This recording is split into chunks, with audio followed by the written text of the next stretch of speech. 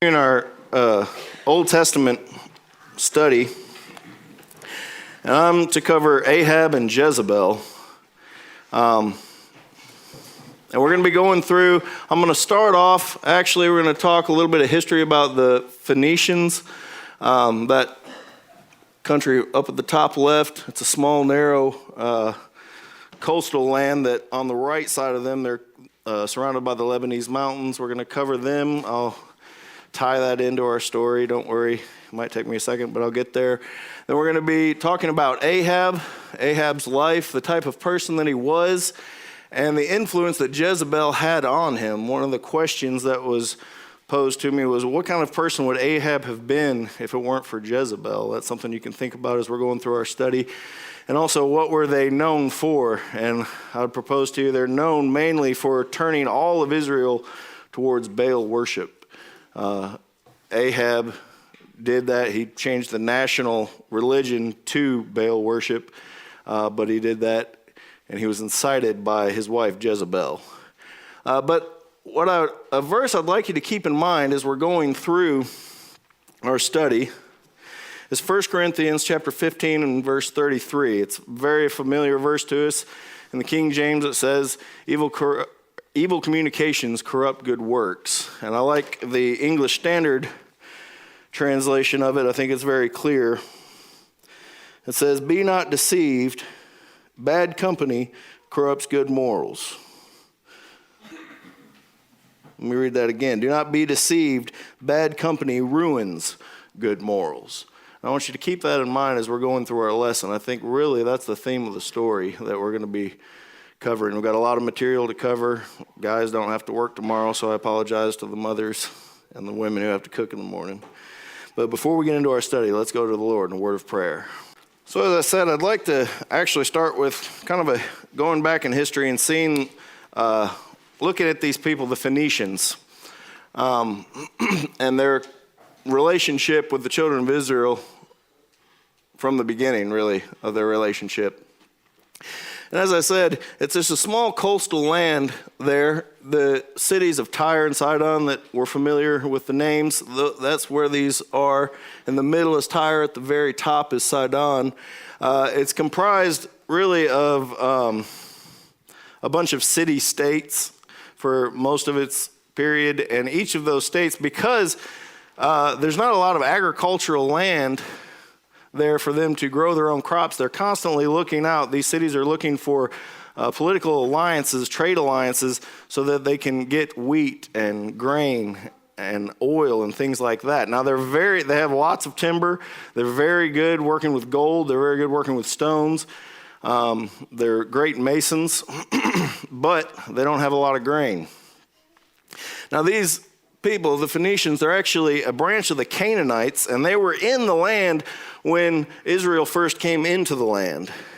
And we remembered back in Deuteronomy 20 in chapter 6, verse 16, it says, but in the cities of these people that the Lord your God has given you for an inheritance, you shall save alive nothing that breathes, but you shall devote them to complete destruction, the Hittites, the Amorites, the Canaanites, the Perizzites, the Hivites, and the Jebusites, as the Lord has commanded. So when the people come into this land, remember there were some cities that were far off. They could go in, and if the people made peace with them, they could have them do forced labor. But these people, the people that are in the land that's promised to the children of Israel, they're to completely destroy them. These people, the Phoenicians, they're Canaanites. They were to be completely destroyed. Let's turn over to Joshua chapter 19.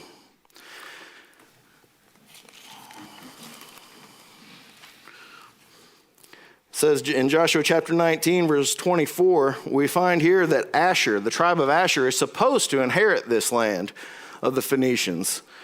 It says, the fifth lot came out for the tribe of the people of Asher according to their clans. Their territory included Helkath, Heli, Betnan, there's several other names.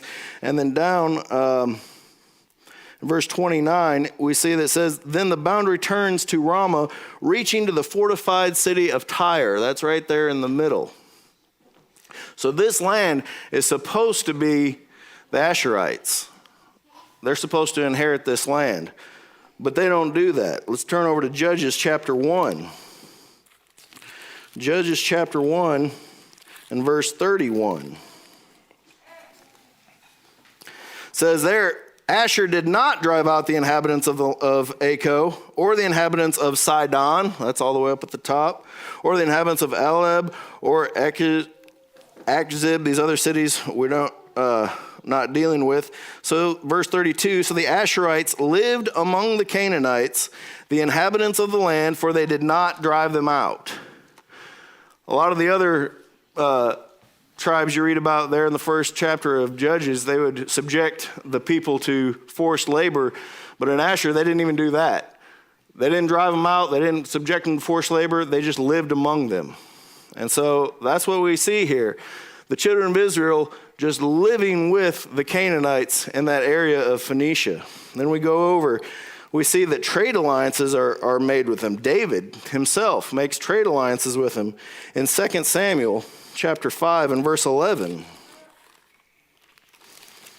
I promise this gets around to our study here tonight. Just bear with me, but I feel like this is important. 2 Samuel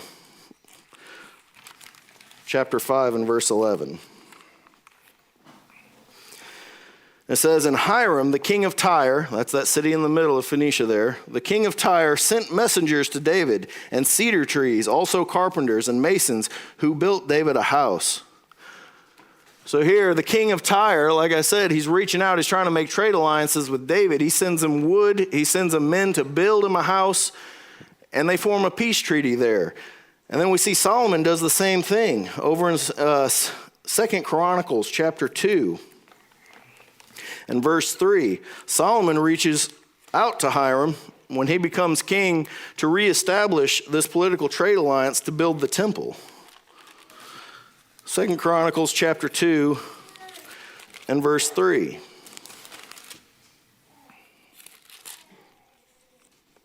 And Solomon sent word to Hiram, the king of Tyre, as you dealt with David my father, and sent him cedar to build himself a house to dwell in, so deal with me. And he goes on to tell him about this temple that he's about to build for his Lord, his God. And Hiram does this. He sends him everything that he wanted, all kinds of cedar trees. Solomon asks for a man to come that's skilled in masonry and gold work and working with purple, because purple, interestingly enough, in the Roman and Greek culture, the Phoenicians are called traders in purple. It's because the only dye that was available to make purple in that time came from that coastline. There were certain snails that lived there that they got that dye from. That was the only place in the world you could get it. That's why it was so rare, and that's why it was so valuable. These people had it. Solomon cultivates this trade relationship. He sends Hiram 20,000 cores of crushed wheat, 20,000 cores of barley, 20,000 baths of wine, 20,000 baths of oil. And Hiram, the king of Tyre, answered him. He goes on, he sends him everything that he could possibly desire, and they continue this trade relationship through Solomon's life. Later, they begin a overseas, they go into business venture together to establish overseas markets in 9 and 26. Chapter 9, verse 26 of 2 Chronicles. Solomon builds a bunch of longshore boats, and these people, the Phoenicians, they're very good mariners, and Hiram sends his mariners with David on these ships to go establish overseas markets. So we see, and then there's a verse that Solomon actually calls Hiram his brother. He gives Hiram 20 cities in the northern portion of Judah, or of Israel at that time. Hiram comes and he looks at the cities and he's like, he was not pleased with them. He's like, my brother, what have you done with these? So they're very buddy-buddy. Solomon and this king of Tyre, who's a worshiper of Baal. But they have this trade alliance that's very, very important to them.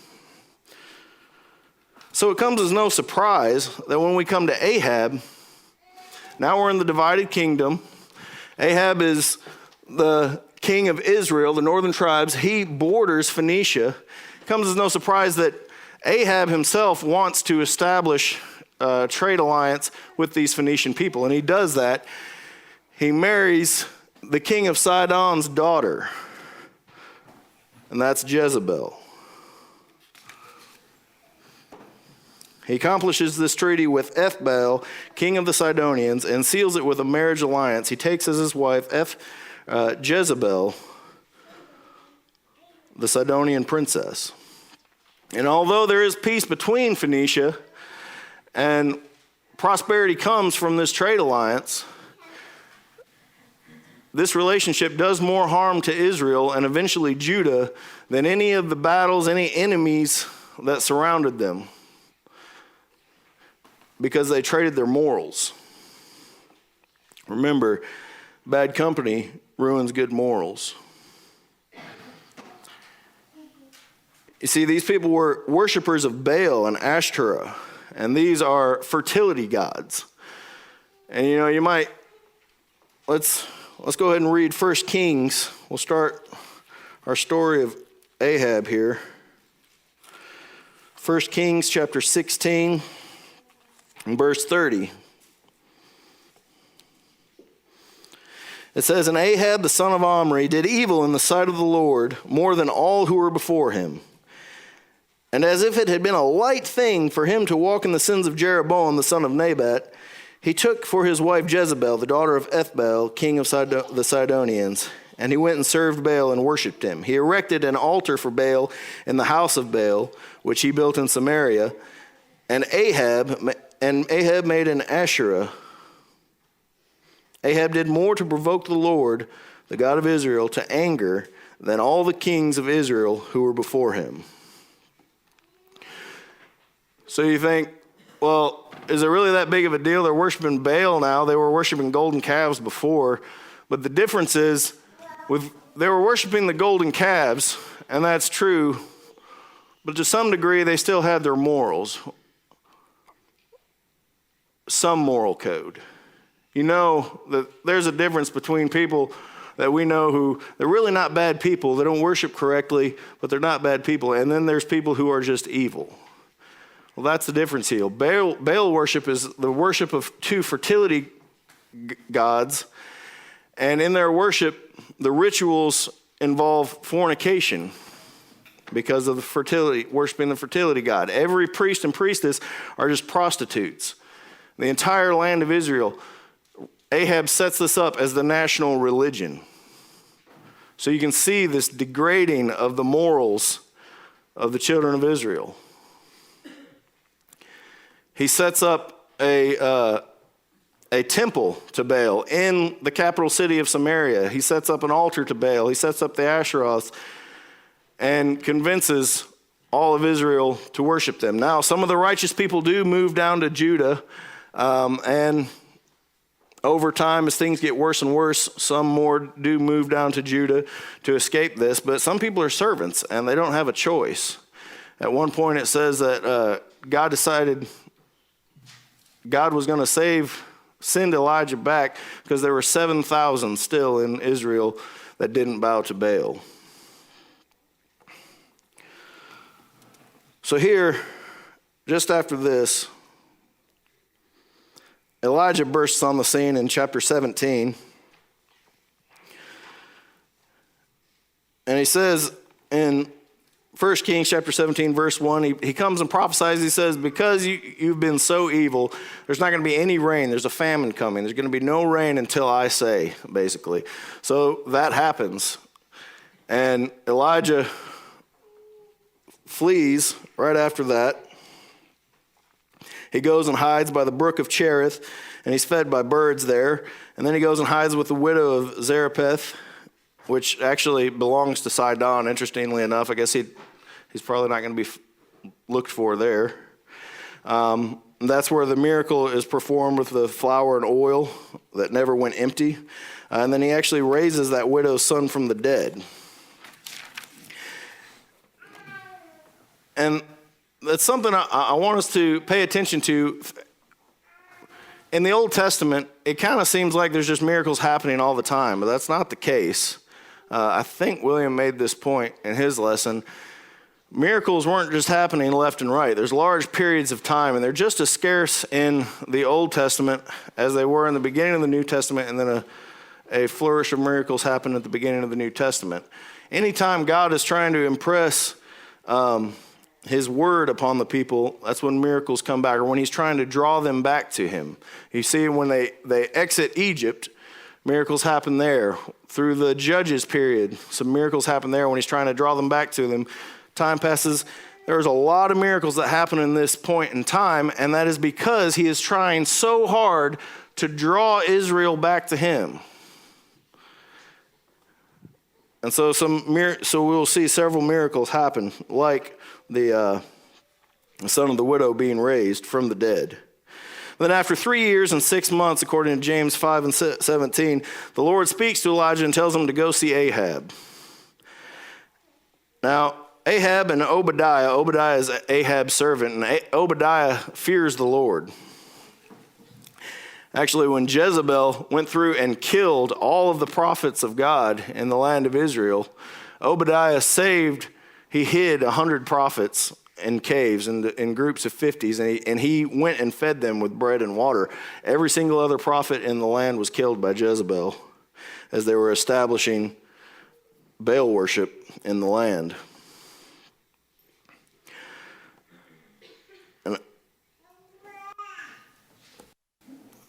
So Obadiah, Ahab's servant, feared the Lord greatly. We'll read 1 Kings chapter 18, verses 3 and 4. So Elijah meets Obadiah. He doesn't meet Ahab first. He's in the field. Ahab and Obadiah are actually going out. Remember, there's a great famine going on.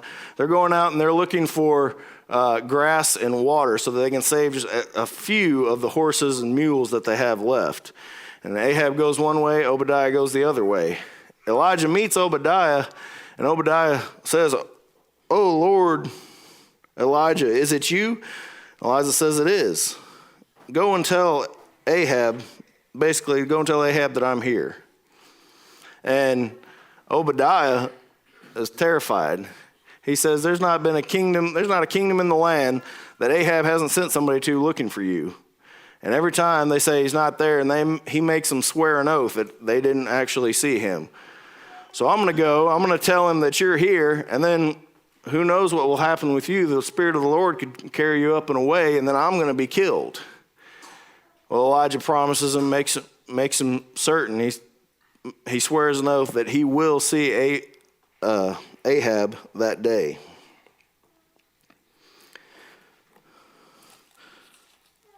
So chapter 18, verses 17 and 19.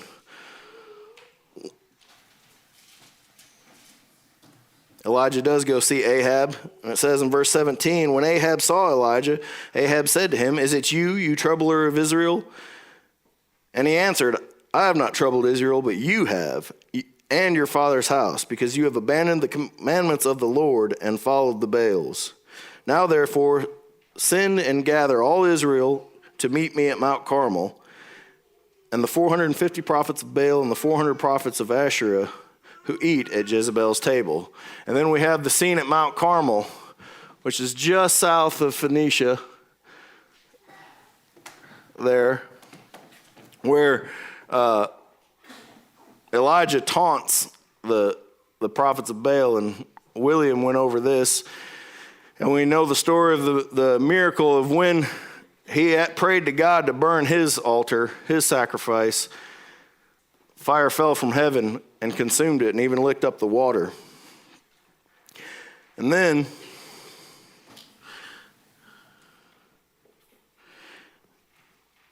after Elijah defeats the prophets of Baal, in 1 Kings 18 and 39, Elijah kills all of the prophets of Baal with the sword himself.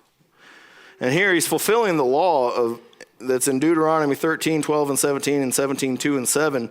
Remember where it says, if worthless men come into a town and draw them away to worship other gods, that they were to go in, kill these men, destroy the city, take everything, heap it in the middle, and burn it, devote it to destruction.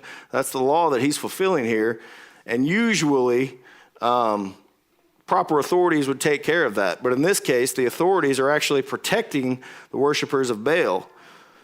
And Elijah's the only one left to take care of it. And we start to notice how many times. So Elijah tells Ahab it's going to rain. After this scene, he tells Ahab that it's going to rain, and you better get going. They both go to Jezreel, and Ahab in his chariot and Elijah running with the hand of the Lord up upon him. And you start to notice how many times the Lord tries to convince Ahab that he is the one true God. And the effort that he put in and the miracles performed. We already have the drought and rain, which is one sign. We have the miracle of the burnt altar. And then start keeping track of it. Just time and again, he tries to draw Ahab back, which makes me wonder about Ahab. Maybe God thought there's still a chance to bring him back. As bad as a man as he was, maybe there was something in his character that we miss sometimes. Ahab goes back to Jezreel and he tells Jezebel all that had happened, and she swears to kill Elijah by the next day. Elijah flees and goes on a 40-day journey to Mount Horeb, that's Mount Sinai, and we don't hear from him again for a while. Then in 1 Kings chapter 20 and verse 1, we see the beginning of a war with Syria. Ahab starts having a war with the Syrians. Ben-Hadad comes down from his capital of Damascus, which is all the way up at the top right, travels all the way down to Samaria, and he starts to besiege Samaria. Ben-Hadad sends messengers to Ahab, and he says, your silver and your gold are mine, and your wife, the best of your wives, and your children. I want you to send them out to me. Ahab looks out. Ben-Hadad has brought 32 kings with him and built a massive army. And Ahab knows he doesn't have a shot at defeating this huge army. And so he agrees to these terms. He's ready to pay tribute to Ben-Hadad, heavy tribute. And then the messengers come again, and Ben-Hadad says, I know I told you to bring all your gold, your silver, and your wives to me, but I'll tell you what, I'm going to come in there and I'm going to take it. By this time tomorrow, I'm going to send my servants. They're going to go into your house and take anything that pleases you. They're going to take it away from you. So Ahab here, finally, he grows a little bit of a backbone. It says in verse 6, nevertheless, I already said that. So Ahab grows a little bit of a backbone here, and he says, your first demand I can do, but this, you coming in and taking it from me, I can't stand for that. And they talk some more trash through messengers for a little while, and finally Ben-Hadad has his men take their positions and ready for battle. They actually set up the siege around Samaria. Then verse 13 says, and behold, a prophet came near to Ahab, king of Israel, and said, thus says the Lord, have you seen all this great multitude? Behold, I will give it into your hand this day, and you shall know that I am the Lord. So here we have another miracle about to happen. Why? So that Ahab will know that the Lord is the one true God. This is 3 times. And then the prophet gives Ahab the strategy. He's going to have the servants of the chief men in the city go out first. There's 232 of them, and they muster about 7,000 more men. And the prophet tells him to attack first, which is kind of out of the ordinary, because if you're holding a city and you have a huge army coming against you, usually you're going to use that city as a defense to fight against them. But that's not what he does here. And I think this is a credit to Ahab. He goes ahead and follows what the prophet said, what the Lord told him to do. You go out and you attack first. So he does that at high noon. They go out. Ben-Hadad is still getting drunk in his tent. And Ben-Hadad's scouts come to him. They say, men from Samaria are coming out. And Ben-Hadad's a little overconfident still. He says, if they come for peace, take them alive.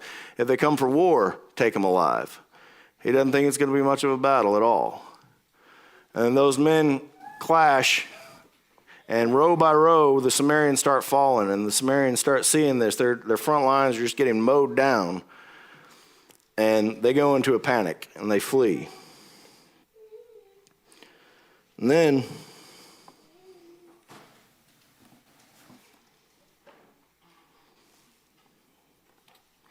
First Kings chapter 20 and verse 21, the prophet comes back to Ahab. We'll read verse 22. Then the prophet came near to the king of Israel and said to him, "Come, strengthen yourself and consider well what you have done, what you have to do. For in the spring the king of Syria will come up against you." See, the advisors of Ben-Hadad told him when they fled back, they said, "Well, we went to attack him, but their gods are gods of the hills. So surely if we go back and attack them in the spring and we fight in the plains, there's no way they can defeat us there. We ridiculously outnumber them." Well,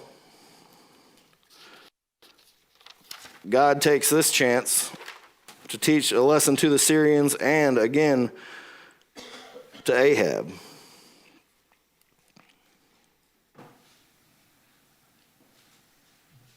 So Ben-Hadad, the spring comes. Well, here we have another battle. Ben-Hadad musters up another huge army, and this time he meets at Aphek to fight against Israel. And that's all the way back here. Last time they were fighting down here in the middle of Israel. This time he decides to fight way up there in the plains, because he thinks he's going to be victorious there. And it says the Syrian army filled the countryside, and Israel's camps looked just like two little flocks of goats before them. In verse 28 it says, "A man of God came near and said to the king of Israel, 'Thus says the Lord, because the Syrians have said, the Lord is a God of the hills, but he is not a God of the valleys. Therefore I will give all this great multitude into your hand, and you shall know that I am the Lord.' And they encamped opposite one another for 7 days, and then on the seventh day the battle was joined." So here again we see God's proven a point to Ahab. He says, "I am the one true God. You've led my entire nation of Israel off into idolatry, worshiping Baal, going tenfold worse than we were before when they were just worshiping golden calves." It says, "I'm the God of the hills, I'm the God of the valley, I'm God of the plains, I'm the God of the entire world." He's making a point here. So they kill 100,000 men. And then the Ben-Hadad's army flees back into the city of Aphek, trying to use that as a defense, and then the walls fall in on them. 27,000 more men are killed there. And Ben-Hadad's hiding in the inner city. He's hiding in a room inside, and his messengers come to him, his servants, they say, "We hear that the kings of Israel, they're very merciful. Maybe if we go with sackcloth on and beg for our lives, they'll be merciful to us." So they do that. They go to Ahab. They're wearing sackcloth. They beg for Ben-Hadad's life. And Ahab calls him his brother. He said, "He's still alive. He's my brother." I don't know if he was being sarcastic or kind of rubbing in the victory or what was going on there. But he goes on. They bring Ben-Hadad out. He meets him. Ahab brings him up into his chariot, and they start discussing terms of peace. Ben-Hadad says, "I'll give you back all of the cities that my father took from your father. You can set up markets in my capital of Damascus."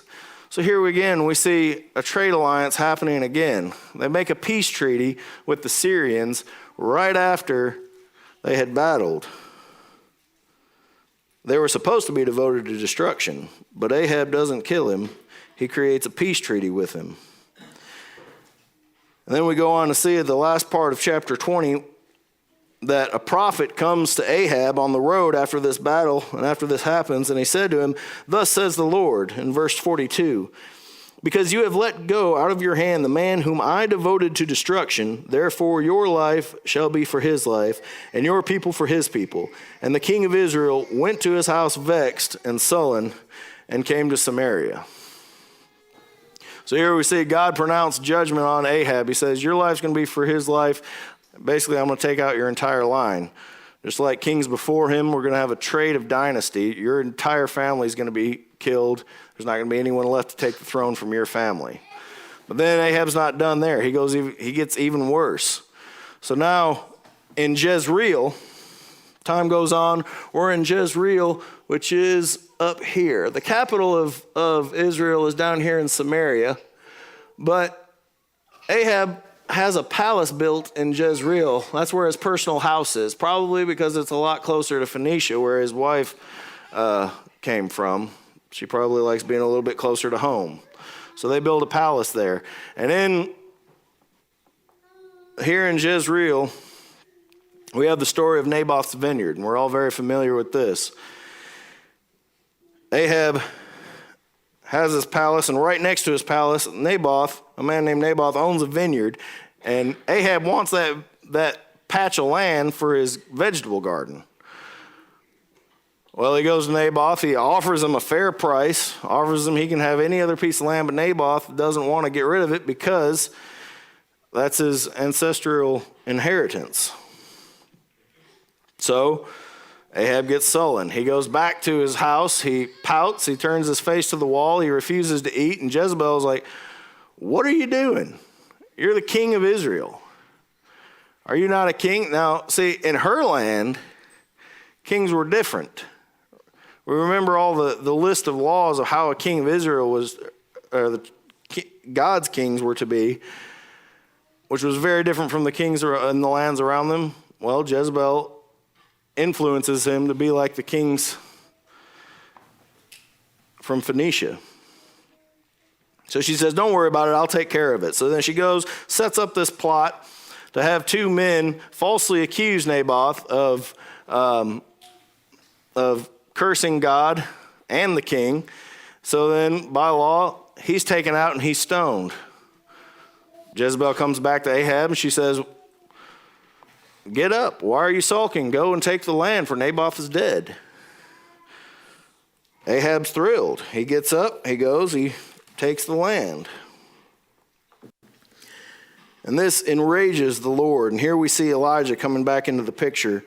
In verse 17 of chapter 21, "Then the word of the Lord came to Elijah the Tishbite, saying, Arise, go down to meet Ahab, king of Israel, who is in Samaria. Behold, he is in the vineyard of Naboth, where he has gone to take possession.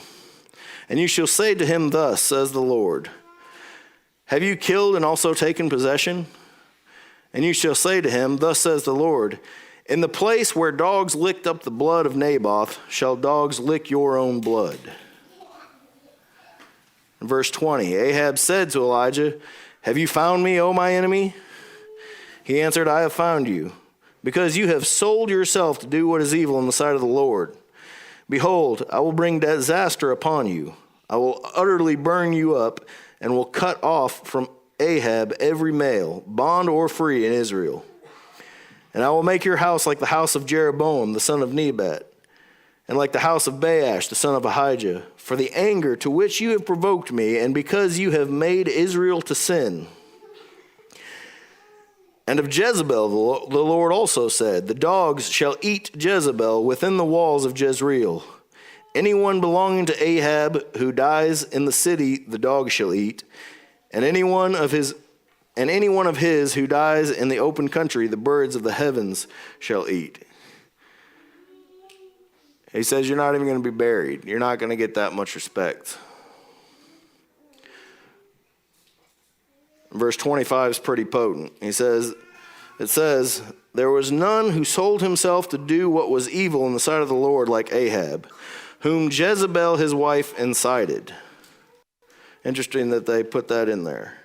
"He acted very abominably in going after idols, as the Amorites had done, whom the Lord cast out before the people of Israel." Remember back when they were going to war against the Amorites? They were going to go and destroy them, but the Lord said the iniquity of the Amorites is not yet complete. Remember all the horrible things that those people were doing? And then later they go through and completely kill men, women, children because they were so evil. That's who God is comparing Ahab and Jezebel to, and what they've done to his land.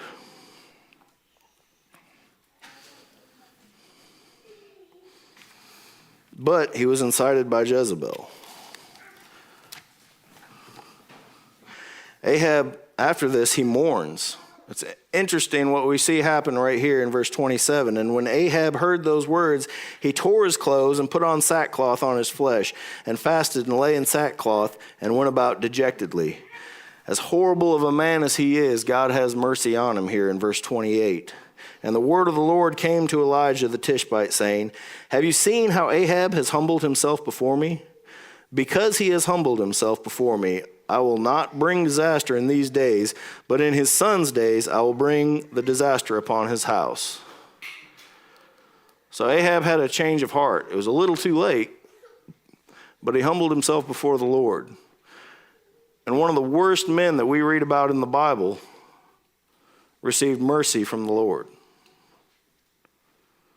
No matter how bad you think you are or have been, you're not as bad as Ahab. And you are worthy of the mercy of the Lord.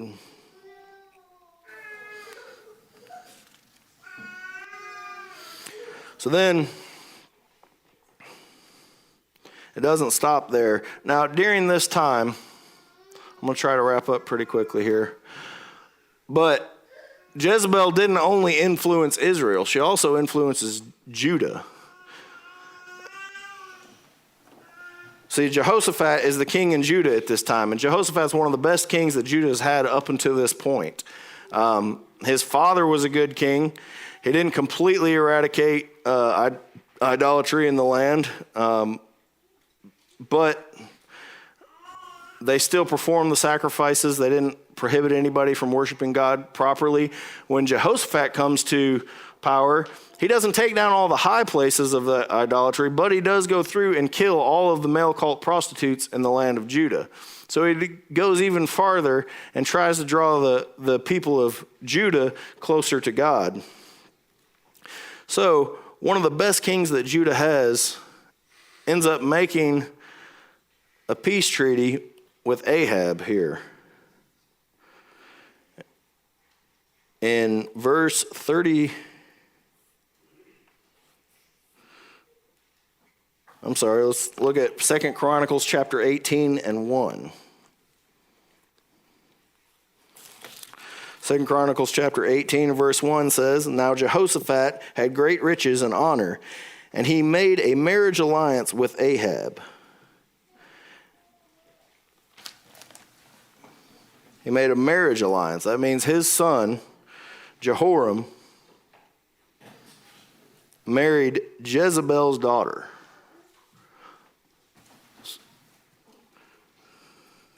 Her name is Athaliah. So the king of Judah, the one righteous tribe left, now has Athaliah, Jezebel's daughter, as their queen in just a little bit. But the reason they made this alliance is because Ahab is wanting Jehoshaphat to join him to go and battle at Ramoth Gilead. Now that peace treaty that Ahab had made with Ben-Hadad kind of comes into question here, because Ramoth Gilead was supposed to be one of those cities that Ben-Hadad was going to give back to him, but he didn't. Why? Probably because it's on that main trade route of the King's Highway. Major taxes and tolls are collected there. Ahab wants this city back, so he makes this alliance with Jehoshaphat. Jehoshaphat joins him, says, yep, my horses, your horses, my people are your people. And they go to fight the battle there. Now, Jehoshaphat does fear God, so he says, I want to inquire of the Lord first. So Ahab pulls out all these prophets of Baal, and each one of them prophesy, all these false prophets, and say, yes, go up, you're going to be victorious. And Jehoshaphat was, yeah, but is there not someone to prophesy, a prophet of Jehovah here? And Ahab says, yeah, there's that one guy, but he never says anything good about me. I really don't want to get him. But Jehoshaphat says, bring him in. I want to hear what he has to say. So they bring him in, and he prophesies and tells Ahab he will be victorious. They'll take the city, but Ahab's going to die. And Ahab says, see, I told you, he never says anything good about me. So they go.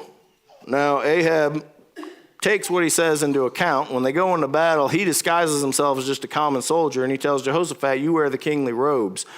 And they go into battle, and Ben-Hadad has all of his chariots set to kill Ahab.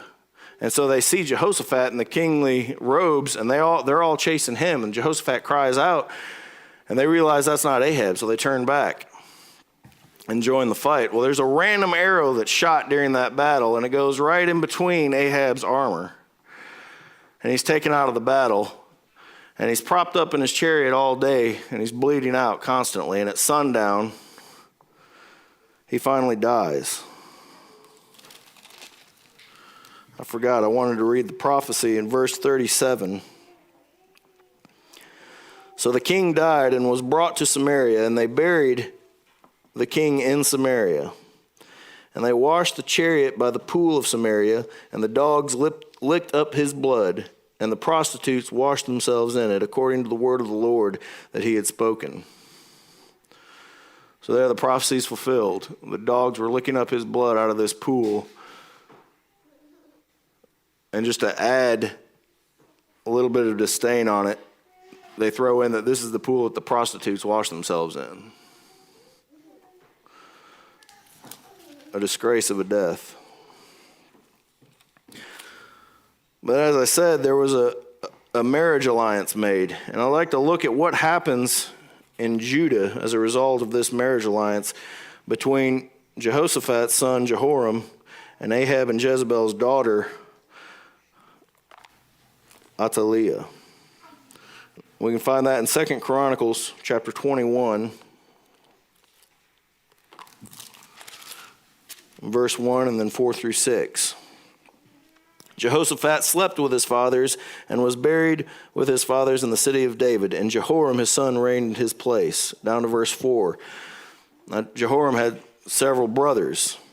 When Jehoram had ascended to the throne of his father and was established, he killed all his brothers with the sword and also some of the princes of Israel. Jehoram was 32 years old when he became king, and he reigned 8 years in Jerusalem. And he walked in the way of the kings of Israel, as the house of Ahab had done, for the daughter of Ahab was his wife. So here we see Jezebel's influence reaches even farther. It's not just Israel that she's turned to Baal worship. Now, through her daughter, she's affecting the righteous tribe of Judah through the king. He's acting like, Jehoram here is acting like all the kings of the world about him. He's wanting to secure his power and kills his entire family and anyone that could possibly challenge him.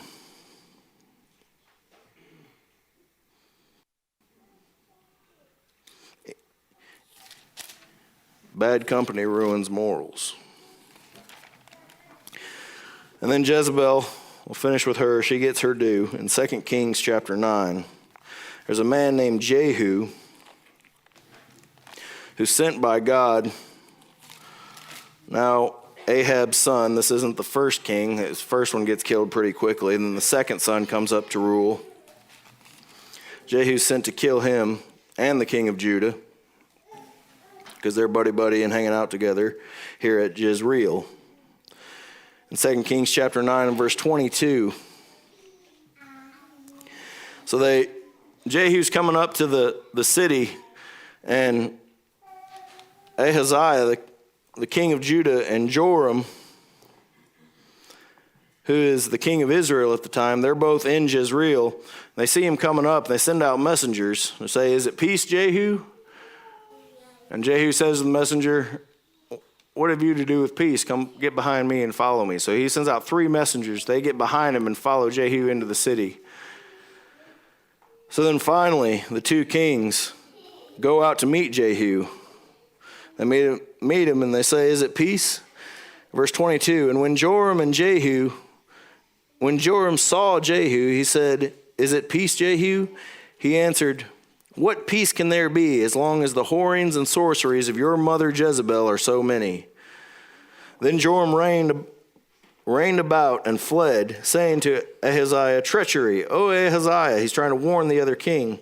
And Jehu drew his bow with his full strength and shot Joram between the shoulders, so that the arrow pierced his heart and sank into his chariot. So he kills both kings there, and then he goes into the city. Verse 30. When Jehu came to Jezreel, Jezebel heard of it. She paints her eyes. She does her hair up right after this man has just killed her son and tries to seduce him. That's the type of woman we're dealing with here.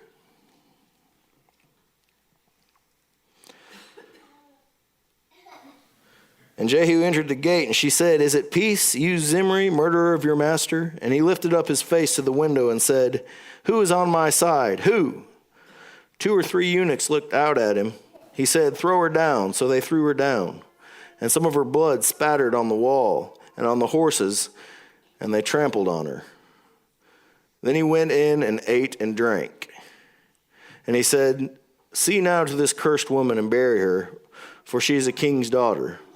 But when they went to bury her, they found no more of her than her skull and the feet and the palms of her hands. When they came back and told him, he said, "This is the word of the Lord which he spoke by his servant Elijah the Tishbite. In the territory of Jezreel, the dog shall eat the flesh of Jezebel, and the corpse of Jezebel shall be as dung on the face of the field in the territory of Jezreel, so that no one can say, 'This is Jezebel.'" That's the conclusion of our study. And I want you to think about the long-lasting effects that had from having bad company. This entire thing could have been avoided if the Asherites had done what they were supposed to do. And then there was rubbing elbows and being buddy-buddy with the kings of Tyre and Sidon. And then eventually, the entire kingdom, both Israel and Judah, were affected by bad company. So think about that in the company that we choose to keep. The people that we choose to do business with, the people that we allow ourselves to get close with, definitely the people we choose to marry. Likely you're not going to find somebody as evil as Jezebel. But make sure we align ourselves with people who have our spiritual interests at heart. Because from experience, I can tell you, when you choose to surround yourself with people who don't have your spiritual interests at heart, it doesn't just affect you. You think it does at first. But what happened here? It didn't just affect them. It didn't just affect Ahab. It affected all of Israel. It affected Judah. It can affect you, your family, the kingdom, the church, and you don't see all the long-lasting effects that it could have. So especially if you're young, be very careful who you choose to be close with, your friends. And that doesn't always have to come from outside. Sometimes that can be from inside. Evil communications corrupt good works. Bad company ruins good morals, and that's what happened here in Israel. Thanks for watching this video. I know what you're thinking. I don't want to miss another video from this channel. In order to avoid that, click on the red button down there, subscribe, and then click the bell icon. Not only will that alert you each time a new video is uploaded to the channel, it will also help spread the channel to other people's awareness. So, go ahead, do it.